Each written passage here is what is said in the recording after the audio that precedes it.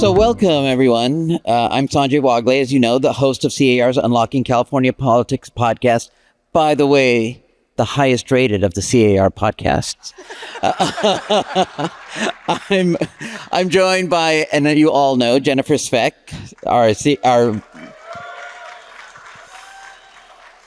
our Vice President in Government Affairs and our lobbyist. Today, you're going to get an inside look at what it means to be a lobbyist in Sacramento and how bills are worked in the Capitol.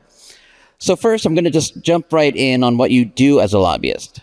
So let's say, for example, there is a bill that is really important to us to oppose, and there's no possibility of amendment. So there's nothing we can do to just go, oh, hey, would you just fix this? Let's move on. What are the steps you will follow to take to oppose that bill? Generally speaking, the first thing that we do is figure out who the staffer is that's working for the author. We locate the sponsors and we start a conversation to see if there is another opportunity to achieve the objective of the bill. Quite frankly, sometimes there's a difference of opinion and you just can't get there. And in that instance, we start the process of writing letters, continuing conversations with the committee consultants. Then we start reaching out to every single member of the policy committees, the appropriations committee. It becomes a long-going process of an ongoing conversation, but we start quickly. Most recently, we had SB 677, which I would love to tell you right now isn't a win. We had no opportunity to find amendments on that bill. 2 weeks ago, we used the members as well as your advocacy team to both provide context to the members of the committee through our SPCs, and the lobbyists continued to work all the way up until the vote, and we were able to defeat that bill in Senate Housing Committee just last week.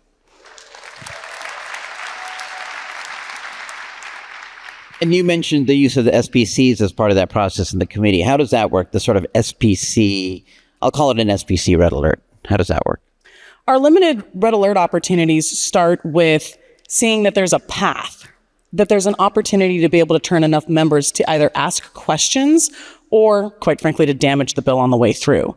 You want to make sure that you get as many no votes as you can so that you have an opportunity to either injure the bill as it moves forward, stop an appropriations, or make sure that the floor has an opportunity to say, hey, wait, this has problems.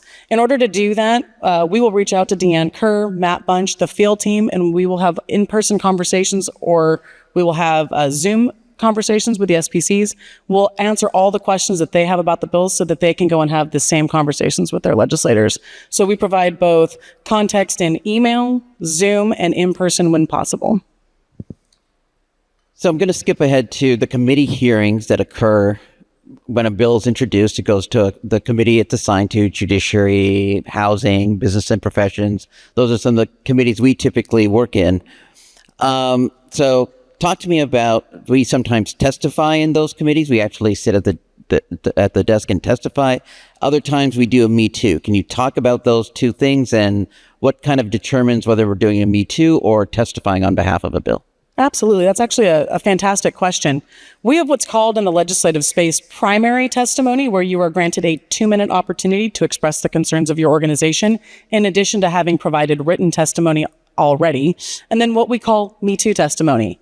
I call it name, rank, and serial number, but realistically what it is you give your name, organization, and the position of that organization after somebody has already given primary testimony. In priority bills like 1157 or AB 1157 by Colorado, which because you were coming into town, they decided that they would pull that bill. Congratulations. We already killed it because of you. Yeah. One of our investment housing lobbyists had already provided testimony on that bill. In that particular space, the primary testimony can only be done by 2 lobbyists. So you have to figure out who's first in line. Sometimes we get there first. Sometimes there's a negotiation between the lobbyists that have primary as to who gets there first. In that particular bill, it was really important for that committee to look at the development space. So the builders provided 2 minutes, and the apartment association, they also provided 2 minutes. Both of those were primary because the impact to construction and the opportunity for supply going forward was what was resonating specifically with the Assembly Housing Committee. We were able to harm the bill there and then move forward. In other instances, when it's a point of sale issue where somebody is trying to put energy retrofits on your transactions, we will provide the primary testimony. Your lobbyists will be the first ones at the dais to have that conversation. In fact, this afternoon on one of your hot issues, I plan on giving primary testimony this afternoon. And And another factor in terms of primary testimony can also be the relationship of the organization to maybe members of that committee. So, for example, a chair of that committee might be closer to us, have a better relationship with us, or maybe a better relationship with the other party, and that could also influence the decision making. Absolutely. And sponsorship, the priority of the bill. For sponsored bills, we are always in the primary seat of testimony. 100%, we don't let anybody step in front then. So let's say you have multiple bills to support in a committee. How do you decide which ones to testify on, which ones to do a Me Too on, or just let her do the talking and don't sort of appear for it? It depends on the priority, obviously, of the legislation. We have sponsored legislation, which is the number one priority of the organization, but depending on the controversial nature of what you're trying to move, we will make sure that that is the one vote that we are asking for in that committee. The same is true for priority opposition bills, bills that would inhibit entrepreneurial spirit of your job, that would inhibit homeownership opportunities, that seek to reduce the opportunities for first-time and first-generation homeownership. We will make sure that the committee knows that they don't have an out. We will always provide written testimony. We will always make sure that we are appearing in the analysis when we have active positions based on the policy adopted by your board of directors. You are the ones that drive the policy that your advocacy team works on. We are just the soldiers in your voice in that building, but we do not actually dictate what your policy is. We take those instructions and go forward. We know inherently by being your advocacy team what is the priority and is going to cause the most detriment to your industry and your business. And so we will strategically and intentionally make sure that, especially in the early part of the legislative session, we will make one ask when it's a big deal. For example, again, AB 1157, that was the only bill we were asking for a no vote in assembly housing, to make sure that there was no way for a member of that committee to say, oh, but we gave you a vote over here. So I felt like I could give a courtesy vote to the author because he asked me to. No. We only ask for one vote in those situations to make sure there's no question and no conversation to be had. You know that was the priority for our members. Many times, and with a lot of bills, there is an opportunity for amendments. We might be able to work out something to address our concerns, like the author has a bill and maybe 60% or 70 or 80% of it we could live with. Generally, those are not bills we like, but that we could live with. But they got to take out or do something. So can you talk about that process? It's really interesting. Pro Tem McGuire is quite interesting to work with. I will tell you, on our way in, he already started trying to push for amendments on one of the priority bills for the Senate on housing. They take as many opportunities to lobby and have a conversation and to figure out where our pain points are as we do when we have the opportunity to talk to them. And quite frankly, there's usually a middle ground that you can get to. I learned a really long time ago, if we win or if the other side wins, somebody's always losing. There's always a middle ground to be found to find an alternate solution, just like in your transactions. You negotiate to make dreams happen. You make an offer to a seller as a buyer's agent or as a seller's agent. You're considering all offers that come in. Rarely do you get everything that you want in any negotiation that happens, but you can sometimes find a better alternative through conversation and finding out what the real priority is at the end. A lot of it's about the human component, which also, again, because you are so skilled in your transactional space, we do the same thing just in the legislative space to figure out, is there another way to achieve the goal that will not damage our client and achieve their objective? Once a legislative bill makes it through, if it makes it through both the Assembly and Senate, it's then sent to the governor for signature or for veto. How do we decide to make those requests? And just as a FYI, we make requests sometimes, and you'll explain why we make some and don't for either of those. A lot of organizations want to use your power. Their favorite thing to do is to ask for us to help them. Please ask for a veto on our behalf. Generally speaking, C.A.R. does not help other organizations. The priority is our members. Sponsored bills are something we always send a letter to the governor on asking for a signature. After that, it becomes priority. If there's an opposed bill that got through that to the governor's office, we will ask for a veto, especially in ones that we have red alerted, engaged the members on, and consistently expressed opposition to throughout the entirety of the path through the legislative process. Not very often do we ask for a lot of support bills in the signature process, because generally, if you've got what we call support, where you have support by the Republicans, support by the Democrats, and support by industry organization, there's really no point in wasting the time to send that letter, because again, then the governor has the opportunity to say, well, you asked for 50 signatures and I can only give you 10. And so since you asked for so many, we gave you all these supports that you liked, but I vetoed the ones that you really liked, or I signed the ones that you really hate. We really do try to make sure that we are prioritizing for your industry what we ask for. Very rarely do we ask for more than, I think, 5 signatures in any given year. Right. And sometimes if it's really important, even if it looks like a slam dunk based on what happened in the legislature, total bipartisan, like the buyer broker bill last year, we're still obviously going to request that signature because you can't leave any stone unturned in that scenario. Well, and that goes back to it's a sponsored bill.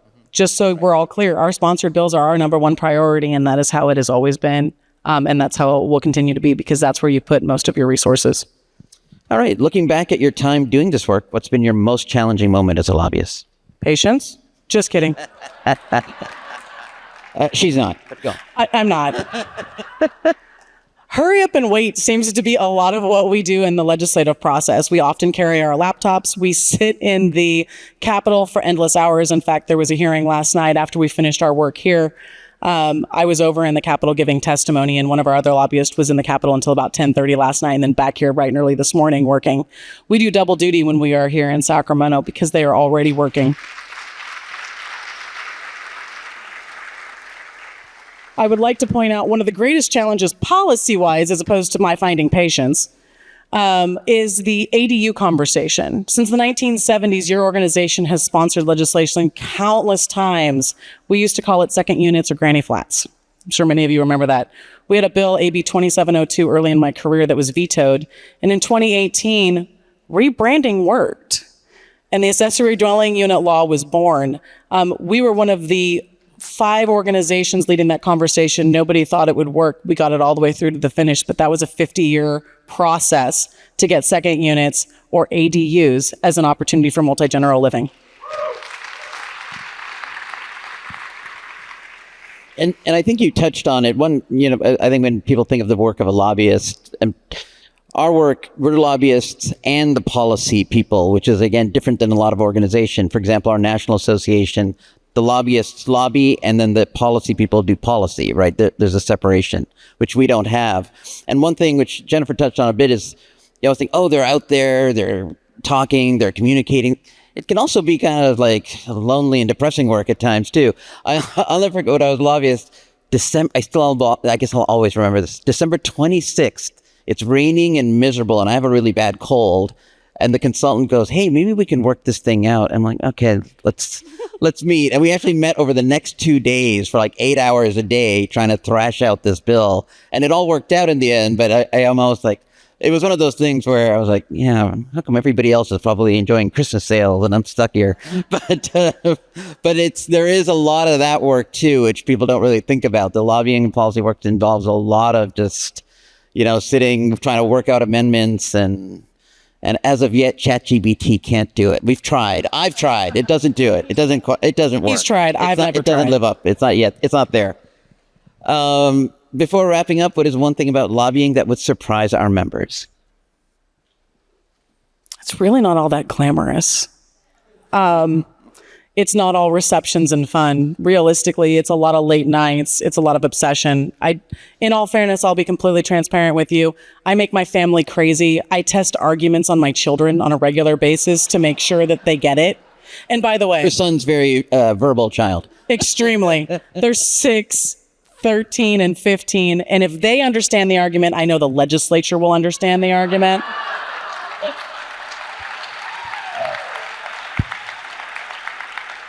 All right. Thank you so much, Jennifer. Thank you for your time. Thank you, everyone.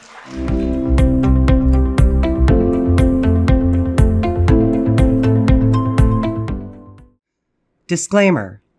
The purpose of this podcast, brought to you by the California Association of Realtors, C.A.R., is to provide general and educational information and opinions from a wide range of perspectives regarding politics, voting, elections, legislative issues, and more.